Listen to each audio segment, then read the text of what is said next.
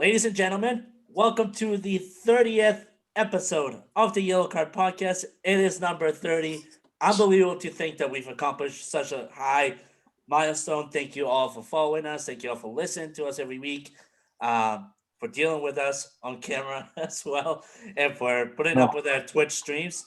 This episode here is presented to you by Couch Guy Sports.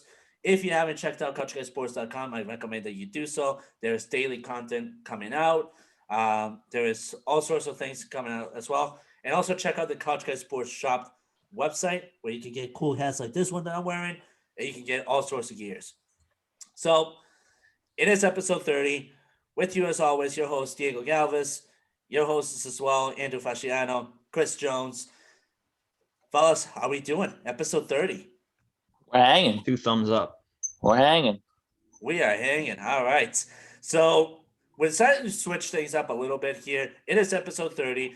It is the international break. I'm wearing Team USA jersey because you know what? Team USA is playing today, so why not?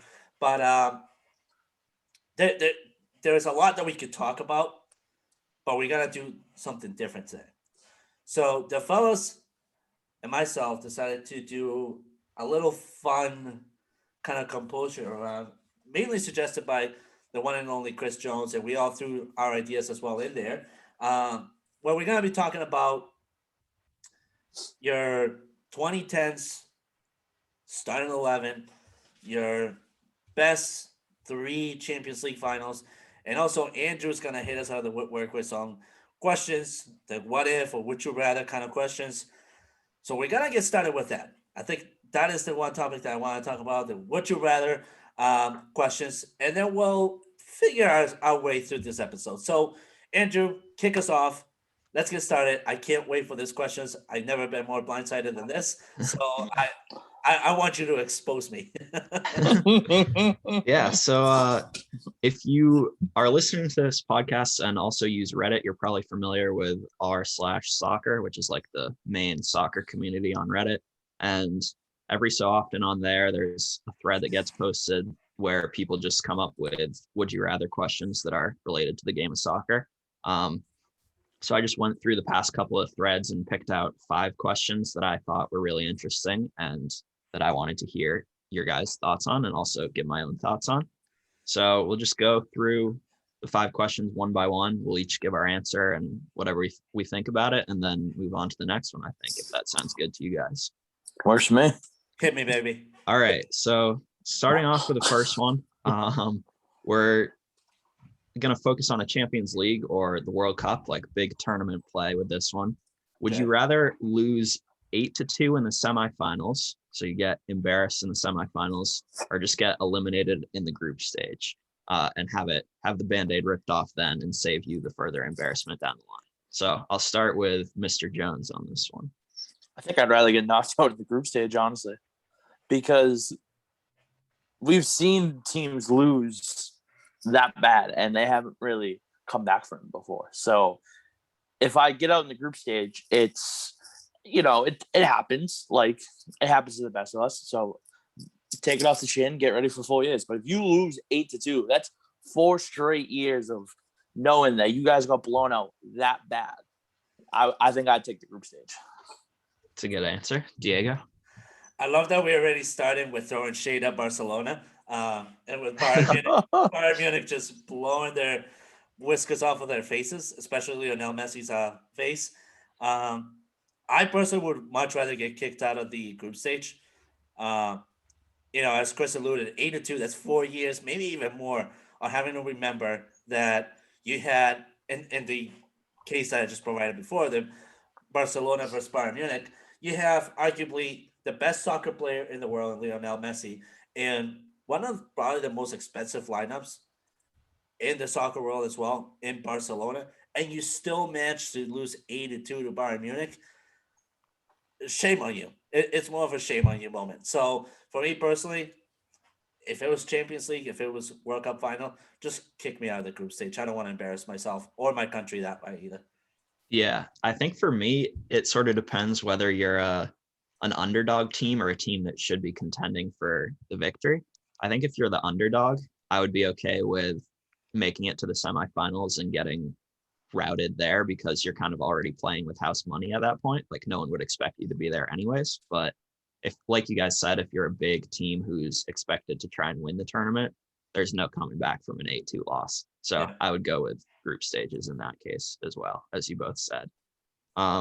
So on to the next one. We're sticking with international soccer here. Would you rather win the next World Cup and then not qualify for at least 60 years after, or make it to at least the semifinals of every World Cup for 60 years, but never win? Ooh, Oof. that's a good one. Let's start with Diego this time. I think I prefer the second choice because it'll allow my country to continue to be in the foresight of everything else when it comes to other club teams building around some of your country's potential and all that stuff. It allows a bigger window for the country itself to really spend the money where they need to in order to finally get to that World Cup glory. If it was Champions League and you continue to be there after 60 years, well, number one, either your management is not doing the correct thing, or number two, your team is not investing in all the right areas and they're just being busy idiots. But overall, I think I would prefer the second choice. Okay. How about you, Chris? I think my only retort to that is, say, for example, Diego, Colombia. Yeah. Obviously, you would love to see Colombia win a World Cup in your life. I would have a heart attack. So if they won, right? Say like it's a small country like that you're from, and say they won. Yeah. Wouldn't you feel satisfactory for life knowing that you've watched your country literally hoist the World Cup? Yeah, of course. But I would At also least feel once. I would I also think feel that's- satisfaction knowing that we went that far and we still consider one of the greatest countries in the world when it comes to the game. That's all. Understand. I think, like Andrew said for the last one, it depends on the country, I think, with this. Because if you're Germany, Spain, Italy, France, and England, for example, you want to be at least in the semifinals every year. Would you take winning a Even Italy. World Cup? I said Italy, didn't I? I don't think you did, but either way, it doesn't matter. Just imagine winning a World Cup and then not being like a Power Five like that and not going for it again for another 60 years. I think that's kind of bad. So depending on if I'm a big team, obviously I would take what Diego said with, knowing that you're satisfactory of, we get to the semifinals every time. We just can't get over the hump. But if I'm a small country, say Portugal, something like that, I would have the satisfactory knowing that we won one World Cup in my lifetime if it happened like right now. You know what I mean? So Yeah. Different scenarios, different situations. I mean, look at it this way. Belgium, for example, the top country right now in terms of FIFA ranking, in terms of soccer, right now, right? You got Eden Hazard, Kevin De Bruyne, Romelu Lukaku. The list goes on and on and on, right? Guess what? The only World Cup that they have won is in 1930. And that's it. For years and years and years and years, Belgium has continued to develop their program, but still haven't won a World Cup. But the thing with that is it's not part of the question. Part of the question is not qualified for the World Cup for 60 years. Belgium has repeatedly qualified for the World Cup. They just haven't won it. So that's the key part of the question that you have to listen to.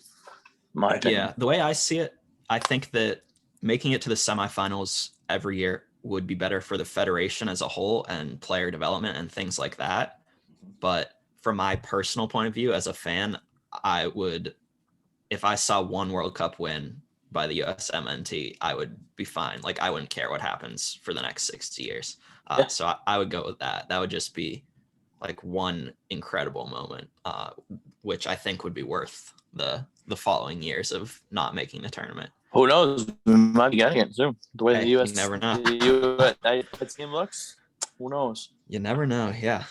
So the next question has us putting ourselves in the boots of an individual player.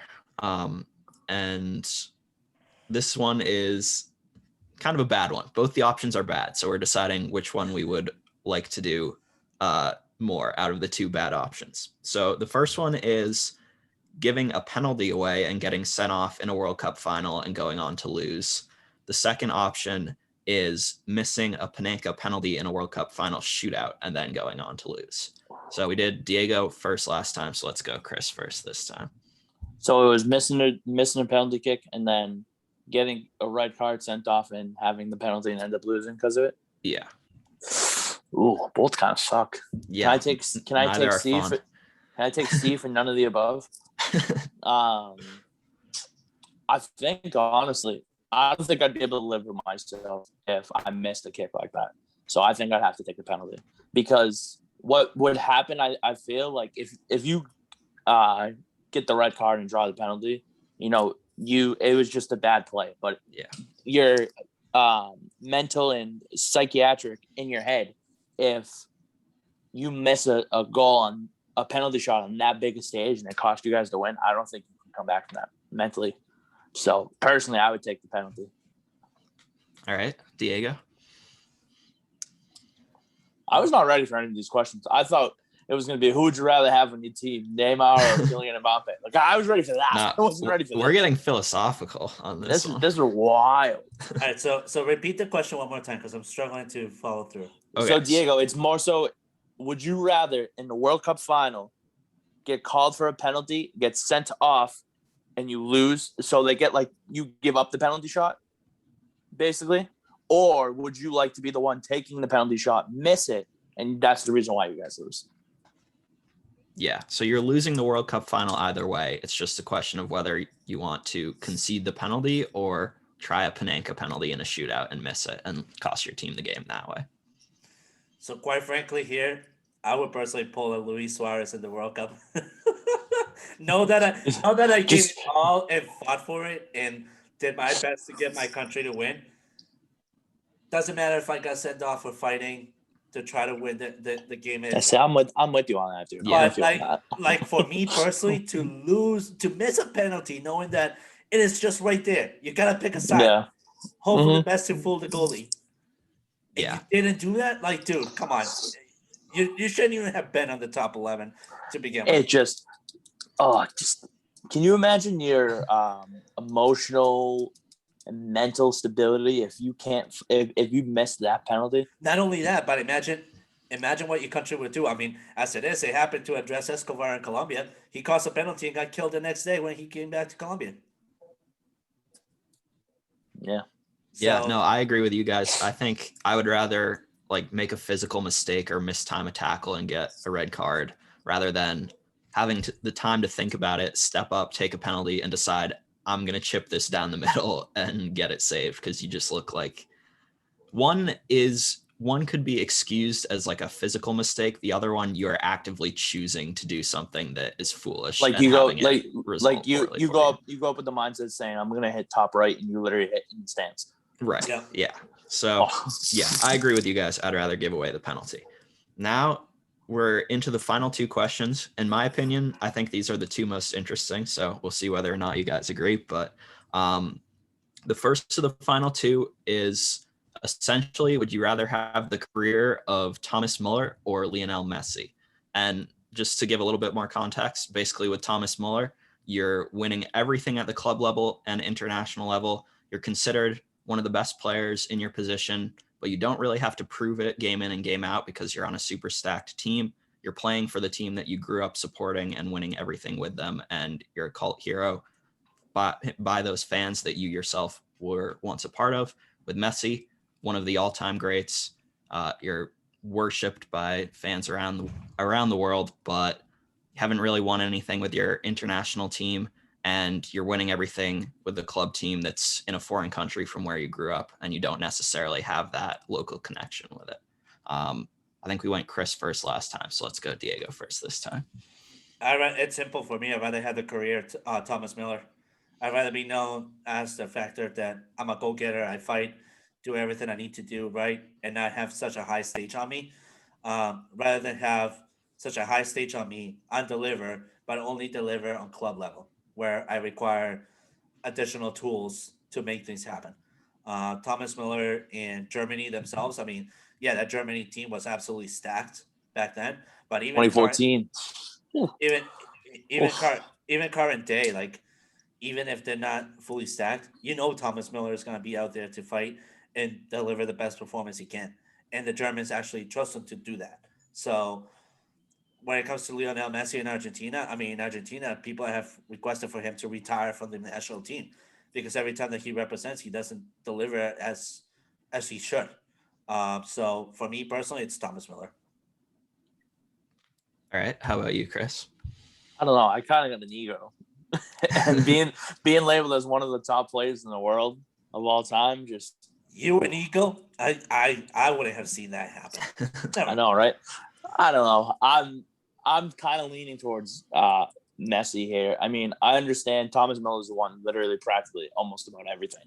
Yeah. But from a personal standpoint, being labeled as one of the best to ever lace up a pair of boots kind of would be like a satisfaction for me. It would make me feel like I've worked so hard and gotten to where I am because of how hard I've worked. Not taking anything away from Thomas Muller, obviously, but the fact that teams want me on that team to build around me to make everybody better. Personally, I'd take Messi. Yeah, because I want to be a little different. They're both very good options. I agree it would be insane to know what it's like to be universally considered one of the greatest, if not the greatest players ever in your sport. But just me personally, I don't think I could handle that mental pressure that Messi's under, that Diego alluded to with the national team, where if everything goes well, you're just doing your job how you should. And if things go poorly, then it's all your fault and you're not doing enough. I think I couldn't handle that personally. So, and also I think that being able to win every club trophy there is with the team that you grew up supporting would be an incredible feeling. So it's a very tough choice, but I think I would go with Thomas Muller just ahead of Messi. And then our fifth and final question, we're going back to international soccer. So in this hypothetical situation, you have a dual nationality, so you're eligible to represent multiple countries. One of those countries is a footballing power and the other is a relative nobody. Would you rather be a reserve player on a team that goes to the World Cup and wins it? Or would you rather be a star player, the main man on a team that doesn't qualify for the World Cup? I don't remember who we went with first last time. I think it's Chris's turn. It would be me. So repeat that. So you're eligible to play for two different countries for your international team. One of them is a powerhouse, and the other one is relatively low ranked. So for one of them, you'd be a reserve player on the bench for a team that goes to the World Cup. The other one, you're the star main man for a team that doesn't qualify. Being the star, fuck that. I just personally, I was just never. I don't want to sound like a dickhead saying this, but especially in my soccer days, I was never a bench guy. So personally, my ego wouldn't be able to handle it, especially if I'm that good where I make the national team and I'm just sitting on the bench for him. I think I would take the star player on a team that doesn't qualify. Okay, I like it. How about you, Diego? I personally would go with a World Cup qualifying team, personally, because I've been on both sides of the coin. I've been a starter and I've been a bench person as well. It's not always that you can perform at your top level. There's injuries that set you back, and there's moments that remind you a little bit of humility and who you are to kind of just set you back to that level that you once were. And for me personally, it would just be really cool to experience a World Cup feeling, knowing that I was there, knowing that I attributed to the team, whether it was team practice, whether it was locker room talks to kind of bump up the rest of the team, or whether it was as an option on the bench. If I was a starter, of course, I would do everything that I can to ensure my team is winning as much as they can. But you know that there's always going to be talent brewing. There's always that one person in your team that's going to want to be much better than you, and that's why team is there. There is no I in team. There's always the collaborative picture overall. So that for me personally, that's my choice. This one is really hard for me because assuming that I feel equally attached to both countries, like 50-50, then on the one hand, if I'm with the low-ranked team that doesn't qualify, I feel like you could make much more of a difference personally in terms of the sport in that country. Like when we had AJ De La Garza on, that was part of why he switched and represented Guam, because he felt like he could help the next generation and make more of an impact there than he could in the United States. But then on the other hand, actually going to the World Cup and representing your country on that stage would be an incredible feeling. I think if I really was 50-50 on how I felt about both countries, I would pick the team that goes to the World Cup, just because I think that actually going to a World Cup and being on that stage would be an incredible experience. But if like, for example, I was from a smaller country and I was eligible for a big country through my parents or something, for me personally, it would be a no-brainer to just represent the country that I was born in and raised in. I wouldn't switch just to have success, but I think that if I really was split down the middle between the two countries, I would go with the World Cup qualifying team. But it's very difficult because I think there's big pros to both choice. But that's it. Those are the 5 questions that I came up with. So it's interesting to hear what you guys had to say. I just thought it's 2. And it's more Okay. Who would you rather have on your team right now? The first one, I think, can definitely be talked about between anybody that enjoys watching soccer. Who would you rather have on your team right now? Kylian Mbappe or Erling Haaland? Start with Diego real quick. Kylian Mbappe. Kylian Mbappe, just simply because he's such a collaborative person overall. You see him playing at PSG. He's a go-getter, man. The dude just never stops. He goes back to defense and help. He's in the middle helping. He's creating chances up front. He's a deciding factor up front. He's a captain kind of leader in the locker room. Personally, for me, he's just a more fully ready kind of picture. Obviously, Erling Haaland, like, he delivers results and whatnot, but I think oftentimes his ego gets to his head, and sometimes the errors that he creates puts his team in a bad position. While Kylian Mbappe tries to make it all out to his team, and he takes ownership of his own mistakes too, which is something that I haven't seen Erling Haaland do yet. Andrew? It's a tough one. I think if the situation is that I get one of those 2 players and then like the rest of my team is average professional players, I would go with Kylian Mbappe. I think he's kind of the more complete player, and also he scored a lot more goals than I thought he did. I think we talked about this recently, where I was blown away by just the sheer number of goals he actually has in his club career at this point. So I wouldn't say he's flying under the radar, because he's obviously considered one of the best youth players in the world, but just how productive he's been is very impressive. And I think Haaland, probably in my opinion, one of the best center forwards, the best young up and coming center forward in the game. But for all his fantastic movement, you still need players to get him the ball. So if you're picking one to be your one guy, I think Mbappe could do more for you personally. I like that. I'm going to agree with Andrew on that aspect, basically. Like, if we're building a team and let's say that we have guys that can get Erling Haaland the ball, I'm taking Erling Haaland. Because his striking ability is just out of this world at the moment. But if I need someone that's going to create for other people on my team to get them open and get them open looks at shooting on target, I'm taking Kylian Mbappe. I mean, just look at it statistically wise. Youngest Frenchman in Ligue 1 to score 100 goals, has the highest assist percentage overall in the full entire league, and in a international aspect of things, youngest guy to score 25 goals in Champions League. 25. Never mind Erling Haaland, who's the youngest guy to score 20, but I'm talking about 25 in itself. That's just huge. That just tells you the potential this guy's got. So yeah, I also think that Mbappe's pace would be such a weapon if you're like in a league with just sort of like championship level players. You could just hit long balls all day and he could outrun anyone else at that level. So that's a whole nother dimension that he has. And the last question, this is another one.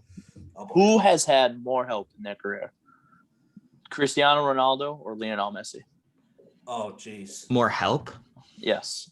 So, in order for their success rate, who do you think has had the better talent around them? Basically, do you think it was Ronaldo or do you think it's Messi? I'll start with Andrew here. I think it's Ronaldo. Those Real Madrid teams, like in the middle of the decade, that seemed to win the Champions League every single year. Don't get me wrong, Barcelona had an incredible team for a large portion of Messi's time there. But I think if you're taking the Real Madrid roster versus the Barcelona roster when both players were sort of at their peak, I think I would go with Real Madrid. With that being said, I feel like that Messi, Neymar, Suarez front three is probably better than anything that Ronaldo has played in my personal opinion. But I think if you look top to bottom, including defense and midfield and things like that, plus also considering the fact that Ronaldo was at Manchester United when they were arguably the best team in the world for a while there under Sir Alex Ferguson, also now at Juventus with all sorts of great defensive pieces there. I would go Ronaldo personally. You? I would go with Lionel Messi, and simply because of his foundation blocks. I mean, when Messi was discovered, it was Andres Iniesta who was kind of giving him that extra kick in his ass to just kind of perform and develop himself. It was Andres Iniesta who was his model to create the type of game that he currently has. But he also developed further with people like Xavi next to him, Sergio Busquets right next to him as well.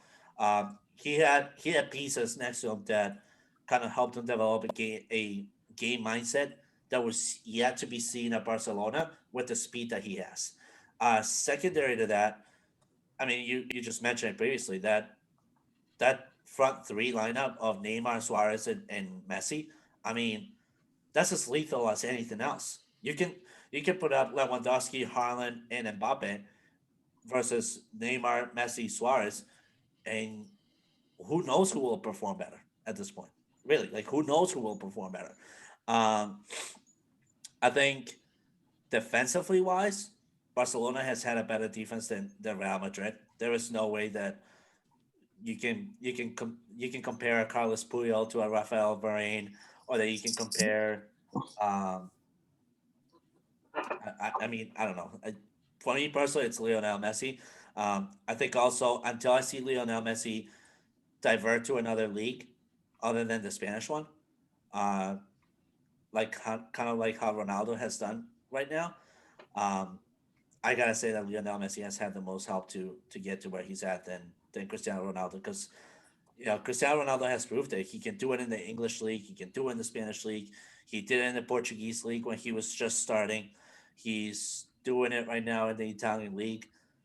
What's left for him to do? Perform in the French league? Perform in the Turkish league? Like perform in the MLS? Like what's next for him? So for me personally, Lionel Messi has had the more help.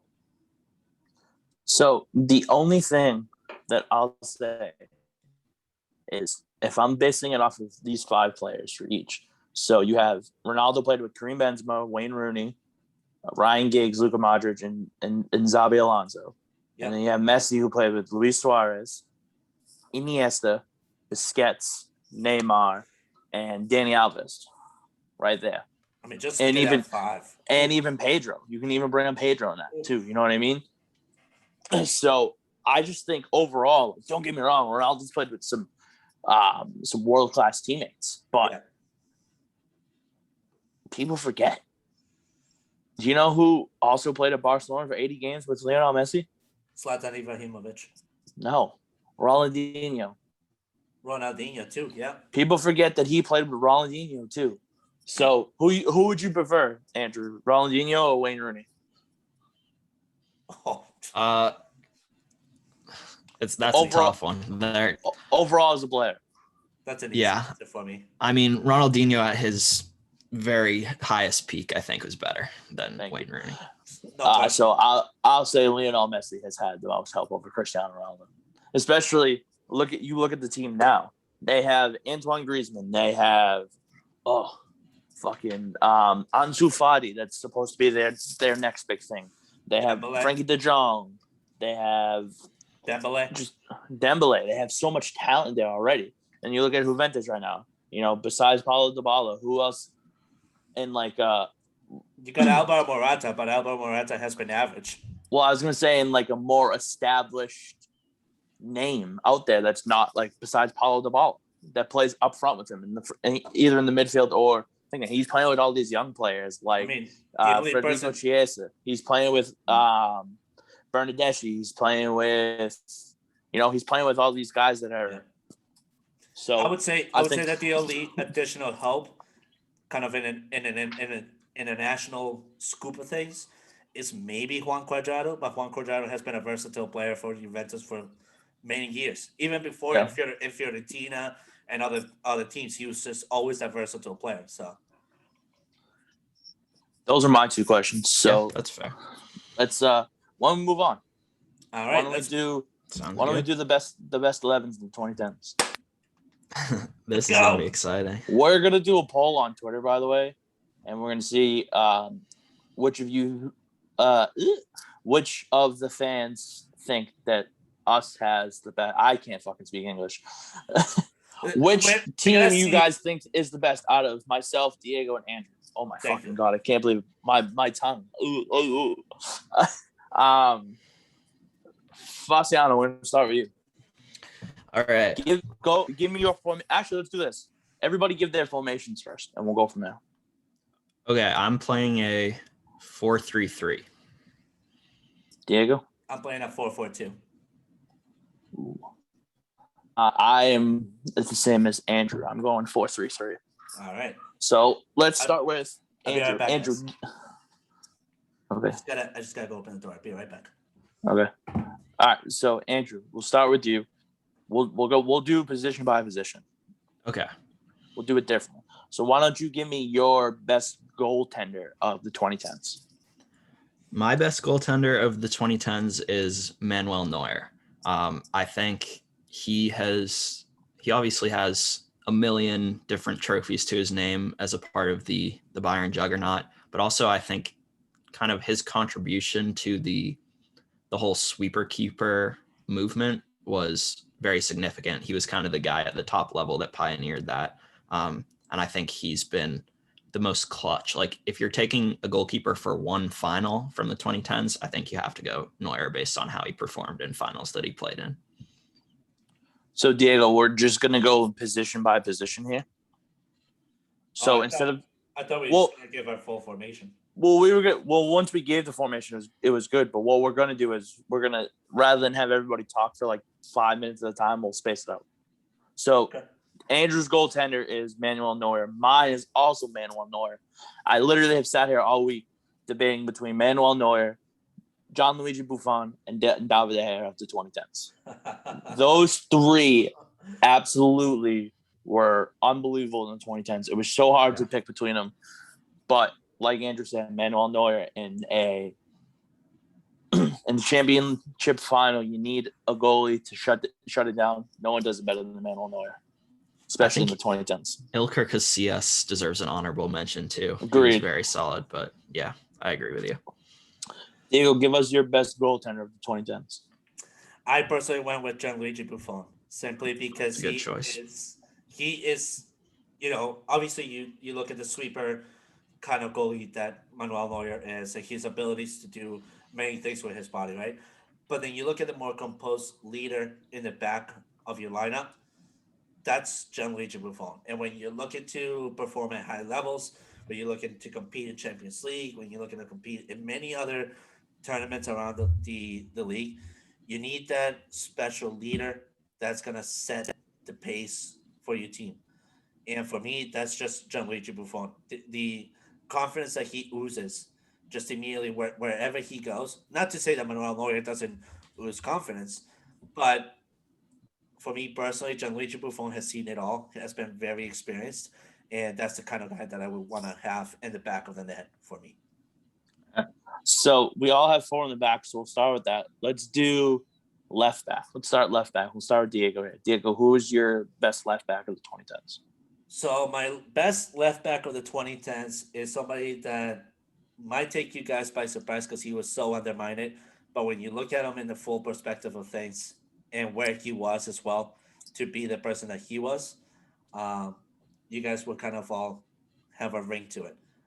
It's Ashley Cole, my best left back Ooh, okay. of 2010s. His run in Chelsea, the many variations of leadership that he experienced was detrimental, but he still performed. And I think the best form that we ever saw out of Ashley Cole was when Carlo Ancelotti was Chelsea manager, and at the time there was absolutely nobody that could put up to the level of Ashley Cole. So that's my guy.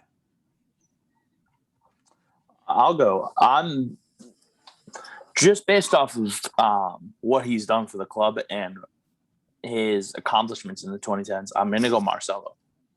I just think personally, they won the Champions League. What was it? 1, 2, 4 times in the 2010s.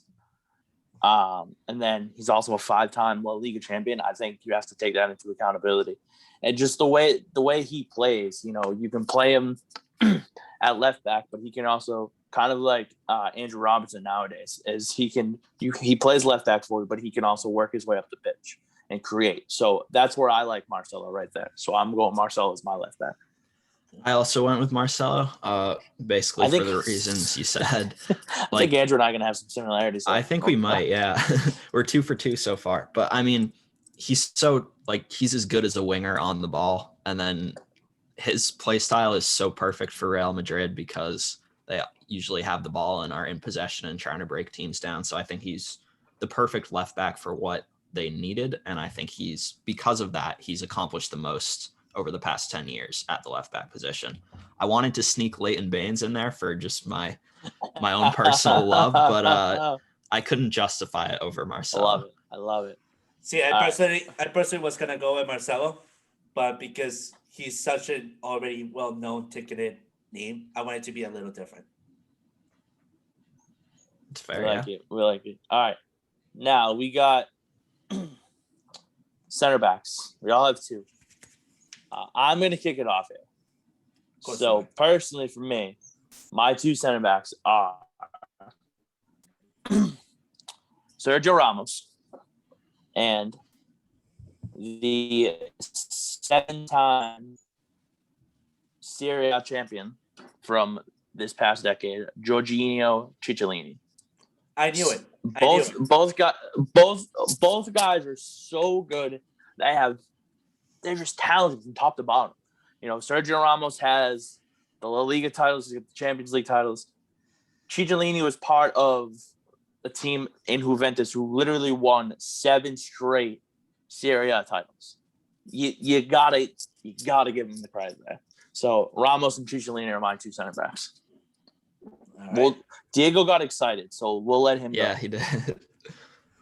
No, I gotta let Andrew go. Go ahead. That's not how it works. This is my segment, not yours. I don't ever follow the rules. That's true. Diego can't speak English properly. It's fine. Wow. All right. Am I going? Yeah, go ahead. All right, I'll go. So we had Sergio Ramos in common. I think he's an incredibly complete defender. He can take penalties, score headers, besides being fantastic at the back. And then for my second center back, I debated Chiellini. I almost put him in, but in the end, I went with Diego Godin for Atletico Madrid. I think he's kind of a similar player to Chiellini in that they're both defense first guys. I went with Godin because I think he's a little bit underrated because he hasn't won as much as Chiellini, which is kind of contrast the logic I used in other positions where I picked players because of the titles they've won. But that's what I was feeling. I mean, when you think about teams that are like locked down defensively over the last decade, Diego Simeone's Atletico has to come to mind. And I think they wouldn't have been at that level if not for Diego Godin. So that's why I took him. All right. Diego kind of liked the the Diego Godin there. So The let's see. Diego connection. Let's see what he thinks. I'm liking the fact that I went absolutely different than both of you. Oh, Because this next two names that I'm gonna drop, I'm glad that you two are sitting down. God. Vincent Kompany and Carlos Puyol are my two center backs. Vincent Kompany, a complete defender that can head the ball when you need him, that is a true leader in the back, that can take penalties, that is physical, and that you find everything you need in a defender. Carlos Puyol, very similar guy, unfortunately small in stature, but when you're looking for physicality, somebody that's a go-getter, and that you're going to have a difficult time passing through, that's Carlos Puyol. Would you consider Carlos Puyol a center back, Andrew? I don't know if I do. I would, yeah. My problem with a pick like that, I think it's a very good pick. I was trying to personally, I was looking at players who played for as much of the 2010s as I could. So if Carlos Puyol if his career was pushed back and he played until the end of the decade, I think I probably would have put him in my team. But the fact that he retired in 2014 for me caused me to look in other directions at players who had been on the field for the whole decade personally. For me, I just found the loophole. It was 2010s. I went with whoever was in 2010s still playing. Yeah, no, I think it's fine that you did that. I'm just saying I personally went for I see him more as a right back or CDM more than center back personally. But that's because you play FIFA way too much on your spare time. I do. You're right. I do. Love me some FIFA. All right, let's move over to the right back. Andrew, give me your right back of the decade. Okay, so for my right back, I narrowed it down to two names. My runner-up was Philipp Lahm for Barcelona, who has been very solid defensively for the whole decade. But the player I picked was Dani Alves because I think he's been very solid defensively, but he also, Chris likes it, we're on the same page. He also has a little bit more flair going forward, like Marcelo. He kind of fits that Brazilian fullback role where you can get forward and contribute offensively. And then also he's done it at multiple different clubs in multiple leagues. So Barcelona, PSG, and Juventus, I believe he has won at all three of those clubs. So I liked that fact that he's done it in multiple leagues and has consistently been very good at what he does. Same boat as Andrew. When you win 8 domestic league titles out of the 10 years in a decade, you have to be considered one of the best, no matter who you played for, what team it was on. Dani Alves is hands down the best right back in the 2010s. All right. So I had a name in mind that I had written down, but I just realized he actually retired a little bit towards the end of 2010. So personally, for me, he doesn't classify on this category. Who was it? Cafu. Yeah, no. I won't give you that. No way. What? Kid's going cheat mode over here. Trying to put Cafu in the class of the 2010s. Get out of here. Another person that it's completely out of the gutter. Okay. It's simply just because of his role in this team. I actually had to debate between two, and that was Gary Neville and Antonio Valencia. I personally went with Antonio Valencia simply because of the physicality that he brings and the leadership that he kind of brings in the back as well. He's also very versatile on the right back, can create chances up front, has been a definer when needed. And in fact, who can ever forget the screamer goal that he scored just about 4 years ago before he left Manchester United against what was the team? I think it was against Tottenham. It was just a switcheroo to the top left corner that nobody would ever get, and it was absolutely rifled there. So that I just personally went with Antonio Valencia on that one. So Diego's the only one that has different. Diego has 4 midfielders. Andrew and I have 3. So what we'll do is we'll do our 3 midfielders, and then you do your 4 midfielders. All right. So I'll go first. I think the first one for me is definitely Andres Iniesta. I mean, hands down, he basically put the spark in Lionel Messi, like Diego said earlier. I think he won, 6 out of 10 domestic league titles in the 2010s. something like that when he played with Barcelona, and then he obviously went to Japan in 2018. So, but Iniesta to me was just one of the best center mids in the decade. I'm also going to go with Luka Modric, 2018 Ballon d'Or. One of the best center mids that I've seen personally in a long time, all around. So I'm saying Luka Modric there. And then we mentioned him earlier, Thomas Muller.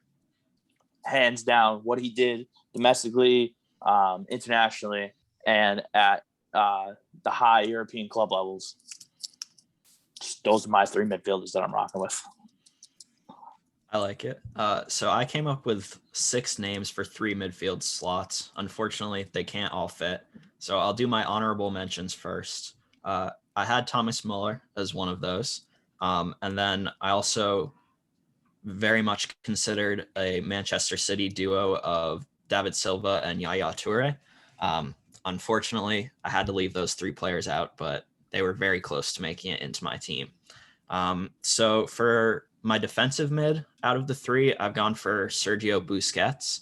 I think in a team like this one that's just loaded with firepower, going to have the ball for the whole game, Sergio Busquets is the perfect defensive midfielder for that style of play.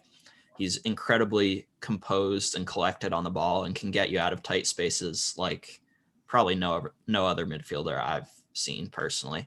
So that's why he's in there for me. And then I also have Andres Iniesta. He lost maybe a couple points because he went over to Japan in 2018, but I think his body of work before that is still good enough. Obviously, World Cup winner to start off the decade, scored the winning goal in extra time, was a vital part of Barcelona's build-up and linking up with Messi. And then I also have Luka Modric. He was probably the third of those 3, but I think the fact that he basically single-handedly carried Croatia to the World Cup final in 2018 earned him a lot of points in my book. And also he offers us something a little bit different from those other 2 midfielders that I have in there. He's a guy who can run all day and just has an incredible engine, is going to put pressure on the opposing team and basically never get tired. So that's my midfield 3. Yeah, give us your 4. All right. So normally when I look at the midfield, and you guys have heard me before say this, when I look at the midfield, I look at the creative pieces of our attacking end game.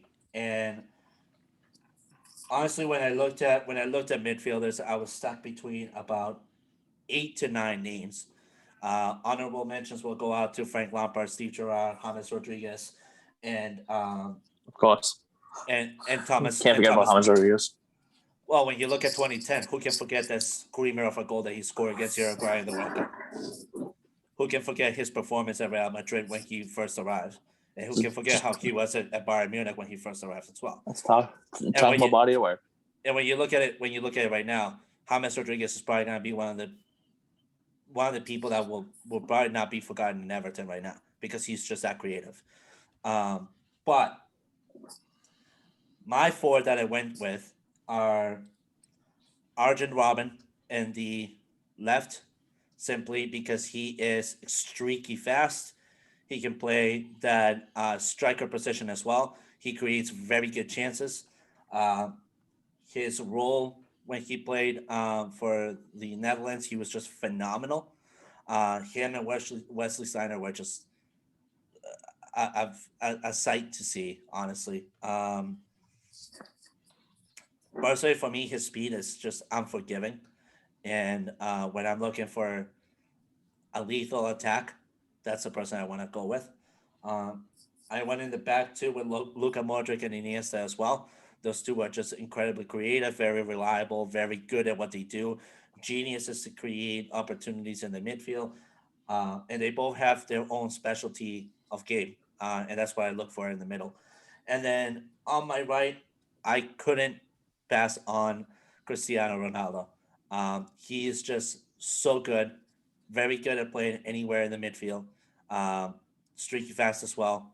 And personally, while people look at him as a striker, people look at him maybe as a left winger, or maybe look at him as a midfielder.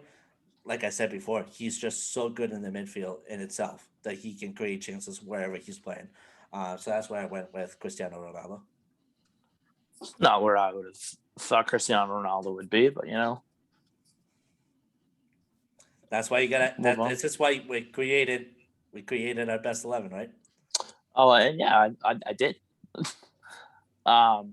Let's move on to the attackers. We'll start with Diego. Diego, you get 2 strikers up front. Hit me with them. Yeah. So on striker positions, I mean, there was so much star power happening in 2010. I mean, you got from as little as Radamel Falcao when he was at Atletico and what he put up at Atletico, as well as in Monaco as well. I think if he hadn't experienced that awful injury that he experienced, he probably could have been one of the most lethal forwards in 2010. Unfortunately, injuries are part of the game, and how you come back is how you define the rest of your career. He's now in Turkey, I believe, Galatasaray, um, doing his thing, and I think he's soon to retire. You also got Karim Benzema, who is just an insane striker as well. The list goes on and on and on. But for me personally, the people that really carried a long way for me as a fan of the game were Wayne Rooney and Robert Lewandowski. Interesting. There was a name I haven't heard you say. There's a very notable omission. Yeah. I'm very, very surprised by that. What's the name? We'll get into it in about 30 seconds when I give you my 3 factors. Okay. So obviously on the left wing, Cristiano Ronaldo, hands down. This is where. This is where he plays, my opinion. In the 2010s, he had 386 goals and 100 assists. Hands down, probably one of the best players of all time. Mm-hmm. Got to take him there. My striker, I went back and forth between Rooney and Lewandowski. I went Lewandowski. I think he won, 8 domestic league titles in the 2010s.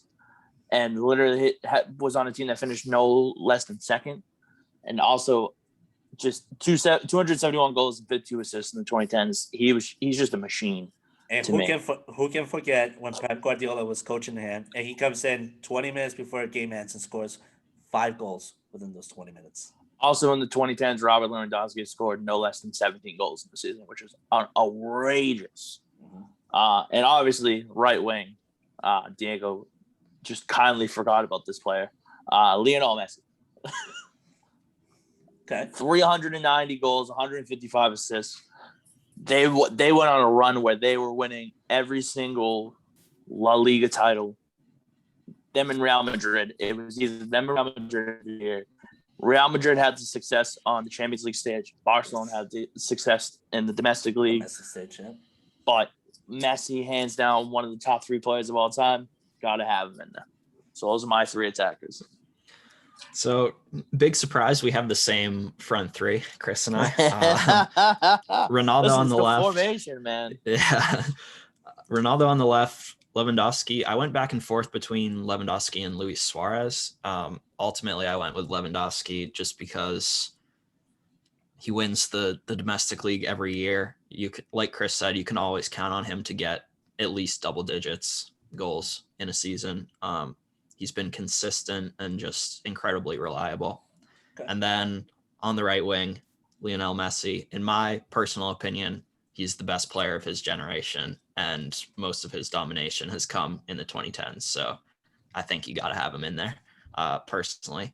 So that's Ronaldo, Messi, and then Lewandowski up top is my front 3. See, for my front 2, like I debated, like I said, Benzema, Falcao, Messi. I also debated with Sergio Aguero. Like, who can forget his glorifying goal against Queen Park Rangers? I'm not gonna lie. You not having Messi on your best of 2010s kind of makes me question your soccer knowledge a little bit. It's not so much a question of my soccer knowledge, just that I decided not to go with him because when I got Luka Modric and Iniesta creating part of my game, and I got two streakers and Ronaldo and Arjen Robben, and I got 2 finishers in Wayne Rooney and Robert Lewandowski, what more could I ask for? I got everything I ever wanted. I don't know, Joe. Well, I think mine or Andrew's can wipe your team out of the water. I mean, basically Basically, my formation goes from 4-4-2 to 4-2-4, 4-3-3 at any given point, and that's why I Just- created it like this.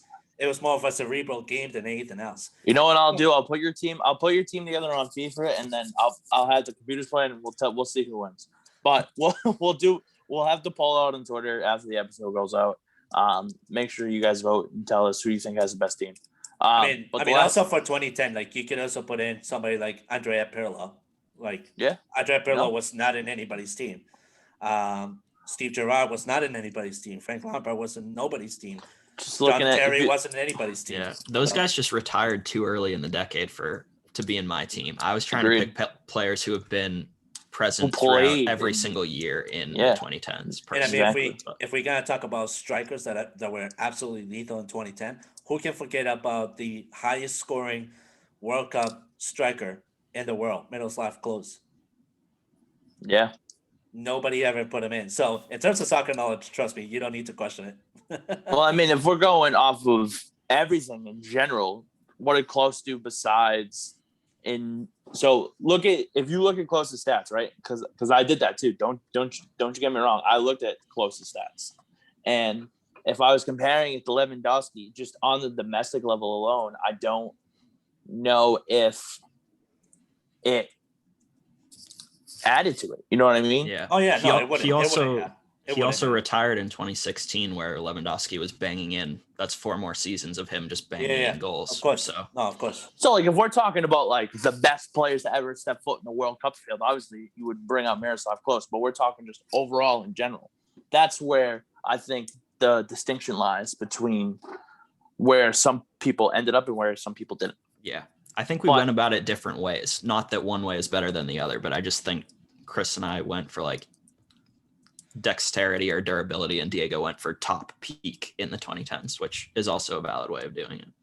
I mean, at the same time, I do also think we did do top peak in the 2010s as well, while also having the durability and the guys that played for the entirety of the 2010s as well.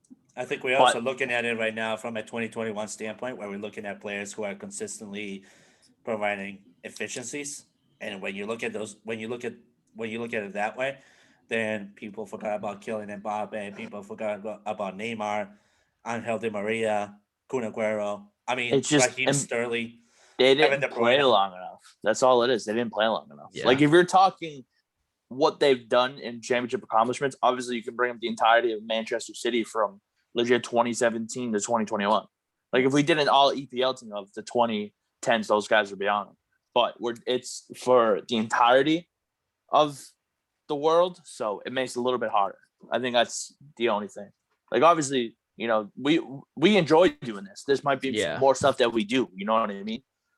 But let's move on. The last thing we're talking about today, Champions League finals. 3 best of all times.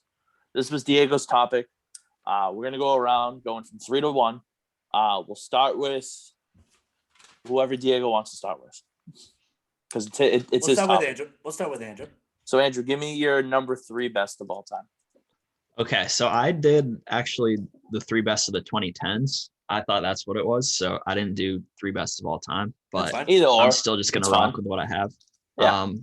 So my third game was Real Madrid versus Juventus in 2016-17. What a kick in the teeth. Sorry, Chris.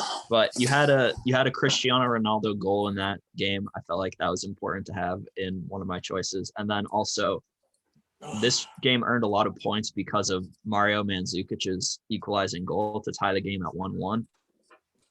Quite possibly the best goal I've ever seen in a Champions League finals that I've watched. So that single moment for Juventus, unfortunately, it didn't go their way in the end, but that single moment earned it enough points to put it in 3rd place for me. All right. Like that. Mine was back in 2005. It was Milan and Liverpool. The penalty shootout. Oh, what a I can't pronounce his last name. Shevchenko, I think it was. Missed the penalty that clinched. Shevchenko. Yeah, you know, I can't pronounce it. Leave me alone. You were ragging on me on not being able to speak English. So yeah, I can't speak English either. Both of us can't, you know. But that was just probably one of the best finals I've ever seen. Personally, hands down. There was just so much action in that game. You never knew who was actually going to win. And literally for it to come down to the penalty shootouts like it did, oh, what a feeling. So I'm going, that was my number 3. So I was debating between that for my number 3 and another one. I personally went with another one. I went with the 2013 Champions League final between Borussia Dortmund and Bayern Munich. That's a good one. Simply because Munich managed to find a way to finally win 2-1. And that's why it stands for me as like my third favorite Champions League final. So we're gonna go over to the second one. We'll start with Chris, then over to Andrew, and then me. I mean, don't get me wrong. I loved just the entirety of Champions League finals that went into penalty kicks. But the one that really sticks out, and it's probably one of the best ones we've ever seen when it comes to penalty kicks, was Chelsea and Bayern Munich in 2012. The Drogba goal in the 88th minute was wild. And then for Juan Mata to miss the first penalty, and then for them to go literally 3 in a row, and then have Olic and what was his name? I think it's Schweinsteiger or something like that. Schweinsteiger? Yeah. So you have Olic mix, Ashley Cole hits, Schweinsteiger misses, and then Drogba hits it again and clinches the Champions League final. I think it was a great moment. So that was my number 2. What about for you, Andrew? My number 2 was your number 3, Diego, the Bayern Dortmund game. I think obviously an incredible rivalry between those two teams, and the fact that it was played out on the biggest stage in European club soccer is pretty impressive. And it was also a very competitive game, 1-1 until basically the dying embers. Heartbreaking loss for Dortmund, probably one of the best feeling victories you could have for Bayern. So because it had just like the both ends of the spectrum in a rivalry game, that's why I put it on my list. Yeah, see, for me, my number 2 was Chris's number 3, and simply because of the story that Liverpool wrote in that Champions League final. It was by far the most miraculous comeback, probably performing in the 2000s era overall. A miracle in Istanbul, as they call it. Finally, 2-3 victory for Liverpool in penalties, but overall was a 3-3 full-time score. I think Liverpool having to come back in such a high stage was just phenomenal. Steve Gerrard finally, I think he was heavily involved, if I'm not mistaken. Steve Gerrard finally just getting the glory that he desperately wanted. That to me in itself, even though it's a team that I don't really favor, Liverpool in itself was just a phenomenal treat to watch in the 2005 final. And then we're gonna go with our number 1 picks. So we go Chris, Andrew, and then myself. I mean, me personally, it had no effect on me, but the best that I've ever watched and the craziest that I've ever seen was definitely the 2006 final between Barcelona and Arsenal. With Sol Campbell scoring in the first half, Arsenal up 1-0. Barcelona literally scored 2 goals within 5 minutes from the 76th minute and the 81st. Eto'o and Belletti, just the way that Barcelona played that year, you could see the fact of how well they were going to be in the future. And the way that they played, they were just playing on another level. So that was my number 1. As I literally stopped myself from taking Liverpool over Tottenham in the 2019 final because of it was an all right game. It wasn't great, but if we're going off of best games all time, that for me is probably the best game I've ever watched in the Champions League. Okay, it's a good choice. My number 1 was one that Chris has mentioned already, the Chelsea versus Bayern in 2012. It has, like he said, that iconic Drogba header to equalize things. I believe Bayern even had a penalty in extra time that was saved by Peter Cech, I want to say. Ian Robin, I think, was taking it. And then to win on penalty kicks is impressive in any situation, but doing it where your opponent is essentially the home team, because the game was played in Germany, if I recall correctly, shows a lot of guts, I think. So yeah, I like as long as my team isn't involved in it, I like the drama of a penalty shootout. So that added some points as well. And I just think it's like a a classic game where Bayern went up, Chelsea came back, and then it was decided on penalties. I think I know which one's Diego's number one. I think if knowing Diego, I think it's the 2016 final between Real Madrid and Atletico. Ooh, I have a different idea, but I'm gonna wait until he says it to say my guess. Yeah, you just went out swinging hardcore. I think I felt the wind after you swing on that one. All right. For me, I know which one it is. Good. For me, not being biased, being just fully truthful here. My favorite final was the 2008 Manchester United versus Chelsea final. I forgot about that one. Simple reasons being are number one of the few finals where it's two English teams competing against each other, besides obviously Tottenham and Liverpool and a couple other case scenarios. This was full of so much drama all throughout. It was played in Moscow. It was a 1-1 draw for the longest time. And then we had some drama towards the end of it. Who can forget Didier Drogba slapping the living hell out of Nemanja Vidic in the face to be sent off with a red card? Costs basically to one of Andrew's questions at the beginning of this episode. Would you rather be sent off with a red card or take a penalty and miss in a final? This was exactly it. This ties it all up. So for me personally, it was this one as well. Edwin van der Sar was a phenomenal treat to watch. I mean, the dude was insane in that. Probably his best game ever played in his whole career. Cristiano Ronaldo was, my God, it was just breathtaking watching him play. At the end of it, it finally came down to final blows, where it came down to a penalty. It came down to penalty shots. 6-5, Manchester United wins it. But overall, just insane. Just insane. Question. The one person to miss for you guys wasn't it? Didn't Ronaldo miss that penalty? He did. For you guys. He did. And then who was it? John Terry, wasn't it? Was it John Terry missed it originally? John Terry missed it because Edwin van der Sar guessed it correctly. That's why I said Van der Sar was just absolutely insane. He just Nicolas Anelka was the only one to finally get it past Van der Sar after two penalties that Van der Sar was just saving back and back. That's somebody who was at the best game of his life, potentially, if not his whole entire career. So that's why I went with the 2008 final between Manchester United and Chelsea. All right. Did you consider the 1999 final at all, Diego, with United against Bayern? No. No. I mean, it's like personally, no. It was such a good final, but quite frankly, I think Bayern just had far more gas in the tank than United did. That's just me personally. I mean, there was also the Manchester United versus Barcelona one, but United got humiliated in the worst fashion too, and that was a final where Barcelona was as stacked as Chris mentioned.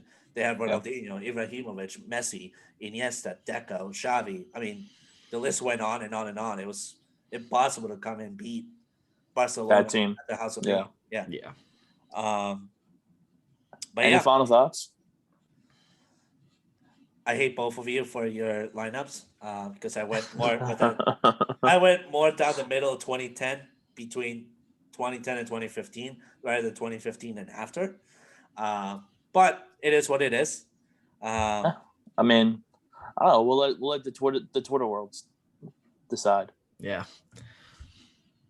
We all know I'm not gonna get a vote. That's just my luck. You'll get some votes. Yeah, you got like 3 accounts you can vote for. It's fine. I wouldn't do that though. I wouldn't do that. But no. I mean, this was a great episode 30. Lots to talk about. I think now though, episode 31 is right around the corner, and we are coming down to the final stages of a lot of tournaments being played this year. It is going to be a catastrophic ending, is the way I'm going to say it. Can't wait. This does it for episode 30. Again, the Yellow Card Podcast is presented to you by Couch Guy Sports. CouchGuySports.com. Go check out the content there daily. Check out the Twitter page where you can see a lot of what's going on behind the scenes at Couch Guy Sports. Check out the Twitch channel, Couch Guy Sports Twitch channel as well. And last but not least, check out the Couch Guy Sports Shop website as well. With that being said, episode 30 wraps it up right here, right now. Signing off on this episode is Andrew Fasciano, Chris Jones, and myself, Diego Galvis. Thank you so much for tuning in, and we'll see you guys next week.